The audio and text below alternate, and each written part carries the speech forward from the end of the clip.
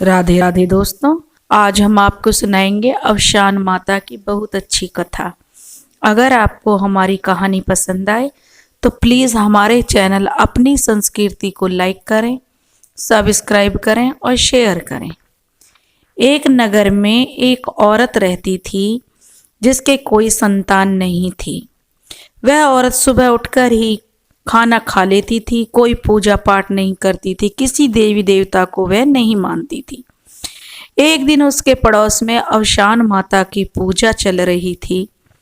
तो जिस औरत के पूजा थी उसने एक दिन पहले उस औरत को भी न्योता दिया और कहा कि बहन, कल हमारे अवशान माता की पूजा है तो तुम भी आना। इस पर वह औरत कहने लगी कि मैं तो सुबह उठकर ही खाना खा लेती हूँ, तो मैं कैसे आऊँगी। तो उस दूसरी औरत ने कहा कि एक दिन मत खाना, पूजा करने के बाद खा लेना। तो वह मान गई और कहने लगी ठीक है। और वह अगले दिन नियत समय पर पूजा में गई। जब वहाँ वह पूजा में गई तो उसने काफ़ी सारी औरतों को पूजा करते हुए देखा तो उसे काफ़ी अच्छा लगा। उसने पूछा, बहन, ये आप पूजा करने से क्या मिलता है और इसके करने से क्या होता है, कैसे पूजा की जाती है, ये तो वह देख ही चुकी थी। तो उन औरतों ने कहा, बहन, यह अवशान माता की पूजा है, इसको करने से आपके मन की जो भी इच्छा होती है वह सब पूरी हो जाती है, हर मुराद पूरी होती है, हर मनोकामना पूरी करती है अवशान माता। तो उन्होंने उसे अवशान माता की महिमा के बारे में बताया कि कैसे अवशान मैया जिनको संतान ना हो उनको संतान देती है, जिनके पास अन्न धन ना हो उनके अन्न धन के भंडार भरती हैं, मतलब हर चीज अवशान माता देती हैं। तो वह औरत कहने लगी, क्या अवशान माता मुझे संतान देंगी। तो वह कहने लगी, क्यों नहीं, आप सच्चे मन से अवशान माता की पूजा कीजिए, अवशान माता से जो मनौती मांगो तो अवशान माता आपकी मन्नत जरूर पूरी करेंगी। लेकिन अगर आपकी मन्नत पूरी हो जाती है तो आप अवशान माता की पूजा जरूर करवाना। तो वह औरत सच्चे मन से कहती है कि हे अवशान माता, मुझे भी संतान प्राप्ति हो जाए तो मैं भी आपकी पूजा करवाऊंगी। अब अवशान माता की कृपा से वह गर्भवती हो जाती है और 9वें महीने उसे एक सुंदर पुत्र प्राप्त होते हैं। पुत्र होने के बाद उसकी पड़ोसिन की जो औरतें होती हैं वो कहती हैं, बहन, आपने कहा था कि जब मेरे पुत्र हो जाएगा तो मैं पूजा करवाऊंगी, अब आपके पुत्र हो गया है तो आप पूजा करवाइए। तो वह कहती है कि जब मेरा पुत्र 5 साल का हो जाएगा तब अवशान माता की पूजा करवाऊंगी। इस तरह से समय बीतता है और उसका बेटा 5 साल का हो जाता है। तो उसकी पड़ोस वाली औरतें कहती हैं कि बहन, तुम्हारा बेटा 5 साल का हो गया है तो अब तो कम से कम आप पूजा करवा दीजिए। तो वह कहती है कि अभी नहीं, जब मेरा बेटा 11 साल का हो जाएगा तब पूजा कराऊंगी। वह ऐसे अवशान माता की पूजा टालती रहती है। उसका बेटा 11 साल का भी हो जाता है, तब भी उसकी पड़ोसन कहते कि बहन, अब आप पूजा करवा लीजिए। लेकिन वह फिर टाल देती है और कहती है कि जब मेरे बेटे की शादी होगी तब पूजा करवाऊंगी। अब उसका बेटा 18 साल का हो गया, फिर 19 का, 20 का, 21 का, और उसकी शादी भी हो गई। अब लेकिन वह अवशान माता की पूजा नहीं करवाती है। जब उसके बेटे की शादी हो रही होती है और शादी संपन्न हो जाती है तो उसका बेटा जो शादी के बाद तुरंत मर जाता है। उसका बेटा मर जाता है तो पूरे नगर में हाहाकार मच जाता है कि देखो क्या कितना बुरा हुआ है कि जवान बेटा शादी के टाइम पे ख़त्म हो गया। लेकिन उस लड़के की शादी तो हो चुकी होती है और लड़का जो ख़त्म हो गया तो घर की जो औरतें होती हैं वो कहती हैं कि भाई लड़की को तो विदा कर दीजिए इसकी ससुराल में, क्योंकि शादी तो इसकी हो चुकी है। तो उसके माँ बाप उस लड़की को विदा कर देते हैं और वह अपने पति के घर आ जाती है। लेकिन उसका पति तो मर चुका था। अब वह अपनी सास के साथ रहती है, अपनी बूढ़ी सास की सेवा करती है, घर का काम करती है, पानी भर के लाती है, मतलब सारा, मतलब वह अपने सास की बहुत सेवा करती है। जब वह पानी भरने के लिए कुएं पर जाती है तो कुएं में जैसे ही बाल्टी डालती है तो उसकी कोई बाल्टी पकड़ लेता है। तो वह कहती है कि काफ़ी देर तक उसको नहीं छोड़ता है और काफ़ी देर बाद छोड़ता है, तो ऐसे ही वो बहुत लेट हो जाती है। अब उसकी पड़ोस की औरतें भी बताती हैं कि देखो, आपके जब से बेटा हुआ था आपने अवशान माता की जो पूजा नहीं कराई, हमेशा टालती रही, जब कराऊंगी, शादी भी हो गई, लेकिन आपने कोई पूजा नहीं कराई, इसीलिए आपका बेटा अवशान माता ने वापस ले लिया।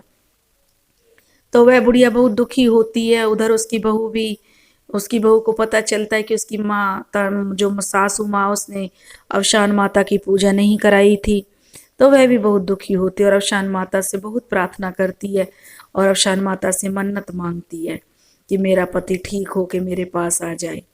क्योंकि एक औरत क्या चाहेगी, वो तो यही चाहेगी ना, नई नवेली दुल्हन तो यही चाहेगी कि उसका पति उसके पास रहे। अब वह जब भी पानी भरने जाती तो उसे बहुत देर हो जाती थी।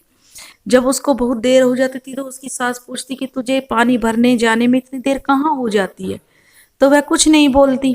तो उसकी सास उस पर गंदे गंदे लाछन लगाने लगती कि तू तो जो समाज में मेरी नाक कटा रही है, लोग क्या बोलेंगे, पानी लेने जाती है इतना टाइम लगा के आती है, मेरा बेटा नहीं है तो इसका मतलब तुम मुंह काला कराती है। और मतलब अपनी बहू को तरह तरह के ताने देती है और उस पर तरह तरह के गंदे लाछन लगाती है।